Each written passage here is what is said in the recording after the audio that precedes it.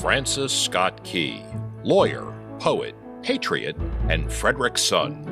200 years ago, Francis Scott Key witnessed the bombardment of Baltimore, and through the smoke, nothing stood more proudly than the flag of our great country. Today, we still celebrate and sing the lyrics to Francis Scott Key's famous song, The Star-Spangled Banner.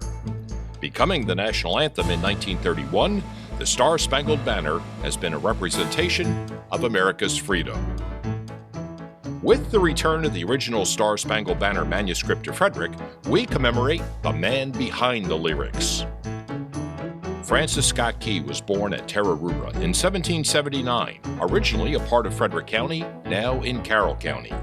Many landmarks in Frederick denote major events of Key's life. Key was baptized by the pastor of the Evangelical Reformed Church in Frederick. At the old courthouse on Courthouse Square, Key began his law career. It was his profession as a lawyer that led Key to witness the bombardment of Fort McHenry during September of 1814. Key was in Baltimore at the time to negotiate the release of an American who was held aboard a British ship. While there, Key watched the bombs bursting in air, and the rest, as we say, is history. Another noteworthy landmark in Frederick is the old barracks, located now at the Maryland School for the Deaf. The barracks was an active militia site during the War of 1812, and British prisoners of the Battle of Baltimore were once held captive here. Francis Scott Key died in Baltimore during 1843, but his remains were later transported to Frederick, where his final resting place can be visited in Mount Olivet Cemetery. Key is memorialized with a beautiful monument in his honor, where our national flag flies continuously. Francis Scott Key's legacy lives on in Frederick today, as Frederick continues to name sites and businesses after him.